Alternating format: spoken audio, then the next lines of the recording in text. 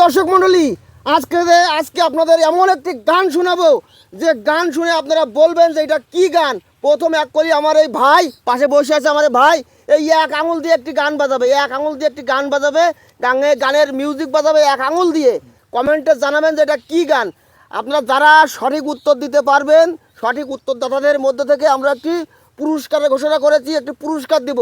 তো চলুন আমরা শুনে আসি আমার সেই বড় ভাইয়ের এক আঙুলের ক্যাপাসিটি। এক আঙুল দিয়ে গান গাবে ভাই, গান।